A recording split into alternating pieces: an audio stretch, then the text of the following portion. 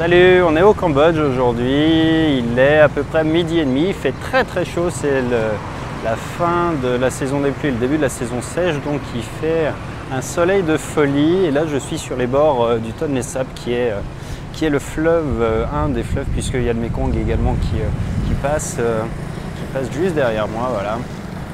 Et c'est un endroit qui est plutôt sympa, c'est ce qu'on appelle les petits Champs-Élysées cambodgien, puisque c'est l'endroit où il y a une grande avenue qui permet aux gens de venir un petit peu faire toutes sortes de choses, dont du sport ici le soir, enfin pas en ce moment parce que le midi ça tape vraiment et les gens sont pas là.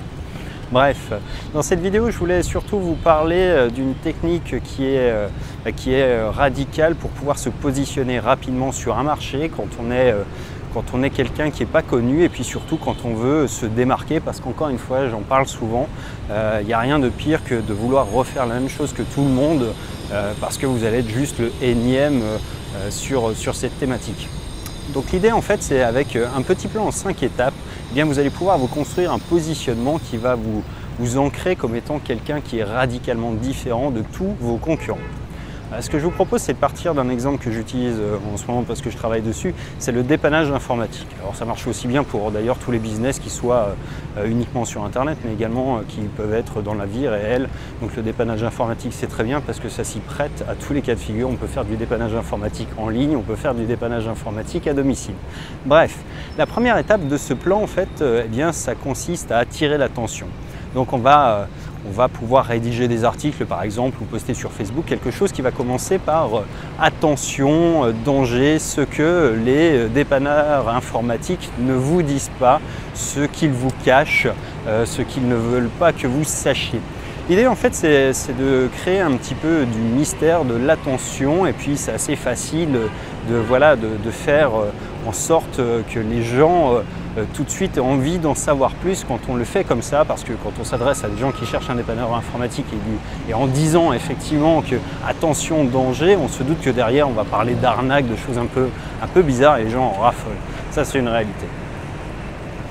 Donc on peut faire un petit sous-titre, et bien c'est par exemple ce que les dépanneurs informatiques ne veulent pas que vous sachiez, leurs 10 secrets méconnus, etc. Enfin voilà, il y a un moyen simple de formuler tout ça et qui permet encore une fois d'attirer l'attention. La deuxième étape consiste à faire une phrase en fait qui va décrire la manière de travailler des autres, leur travers, ou voilà, quelque chose qui est emblématique de la manière dont ils fonctionnent. Ça peut être ce que les dépanneurs informatiques vont vous dire, c'est qu'ils doivent se déplacer. La troisième étape en fait, eh bien, ça va être celle où on va justement décrire le problème qui est inhérent à leur manière de fonctionner et qui peut rappeler des souvenirs aux gens sur une méthode qui est un peu pénible pour eux, ou du moins qui suscite des questions, des problèmes.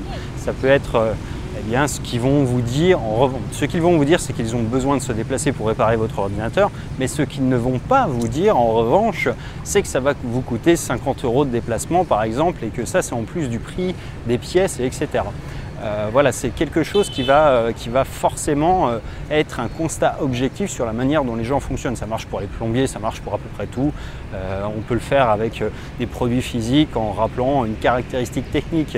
C'est par exemple la marque X va vous dire que ces déodorants sont 100% naturels et font attention à votre santé, mais ce qu'ils ne vous disent pas, c'est que dedans ils incluent le produit XYZ qui est un composé chimique hautement cancérigène.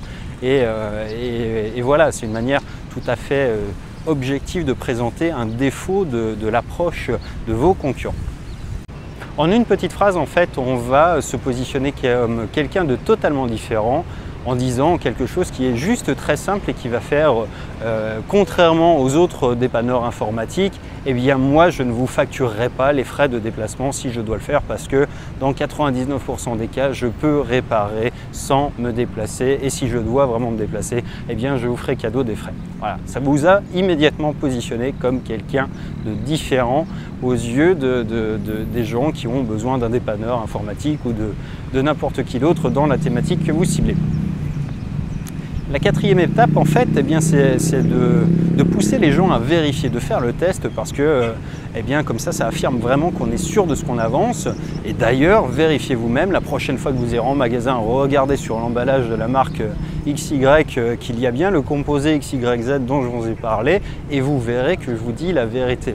Faites le test, appelez un dépanneur informatique et vous verrez qu'il va vous facturer une blinde quand vous allez lui demander de venir réparer chez vous. Donc on va vraiment engager les gens à aller vérifier par eux-mêmes parce que là pour le coup c'est une force de conviction qui est beaucoup plus forte, même s'ils ne le font pas d'ailleurs. L'idée c'est juste de dire qu'on en est tellement sûr que c'est la réalité que pour les derniers indécis, ceux qui ne sont pas totalement convaincus, eh bien ça va finir de les convaincre totalement.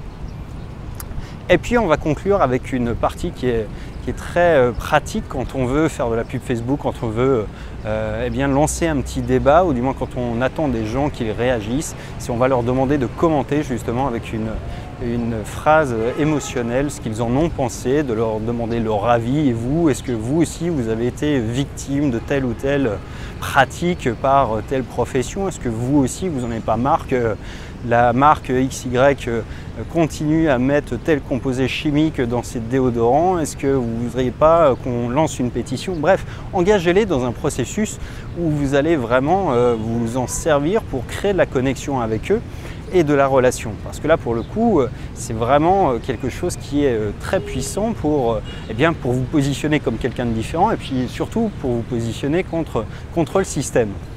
Alors évidemment, c'est un type de contenu qui fonctionne à merveille sur Facebook. Vous allez vraiment pouvoir générer des interactions par dizaines avec les gens que vous cherchez sur votre marché parce que pour le coup, eh bien, vous allez avoir des réactions. Personne ne peut lire ce type de post et rester vraiment de marbre. Donc, peu importe que les gens aiment ou pas, peu importe qu'ils commentent d'une manière intelligente ou pas, mais vous allez au moins avoir divisé votre marché, polarisé le marché et donc du coup, vous allez être perçu comme quelqu'un de différent. Encore une fois, partez du principe qu'on ne peut pas plaire à tout le monde et que ce n'est pas l'objectif. L'objectif, c'est d'avoir des clients fidèles, des gens qui vous considèrent non pas comme quelqu'un de remplaçable, mais comme quelqu'un qui a une approche unique et qui va leur permettre d'avoir des résultats uniques également. Alors ça veut dire, voilà, si j'achète telle marque de déo, je sais que parce que je connais le mec qui s'en occupe, eh bien lui, il m'a garanti qu'il s'occupe des produits, qu'il va vérifier à la source qu'il n'y a pas de composés chimiques dedans, que tout est 100% naturel et je lui fais confiance à eux alors que je sais que les industriels, ils nous mentent à longueur d'année.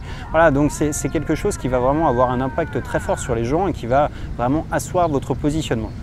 Pour l'utiliser, ça marche également très bien sur les webinars. C'est d'ailleurs une formule que j'utilise beaucoup pour lancer des services pour mes clients, puisque avec cet angle-là, quel que soit le marché qu'on attaque, en fait, on apparaît toujours comme quelqu'un de nouveau, quelqu'un qui apporte de la valeur aux gens parce qu'on a justement une offre qui est différente de tout ce qui existe et on est différent de tout ce qui se fait par ailleurs. Donc avec ça, en fait, eh bien, on peut s'assurer d'un lancement d'activité qui est tonitruant parce que vous n'allez jamais être comparé aux autres. Encore une fois, oui, il est plus cher, mais attention, il ne facture pas les frais de déplacement. Ou alors oui, il est plus cher, mais dedans, il n'y a pas le produit XY que tout le monde met et lui, il met des trucs qui coûtent plus cher et c'est pour ça qu'il est plus cher. Voilà, on a toute cette dynamique qui s'installe et donc du coup, il est beaucoup plus facile d'imposer ses prix, d'imposer sa vision et d'imposer son positionnement.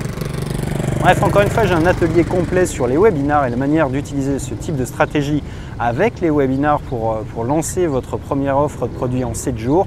Et si vous voulez en savoir plus, le lien vient d'apparaître dans la vidéo et au-dessus dans les statuts Facebook. Quant à moi, je vous dis à bientôt dans une prochaine. Ciao!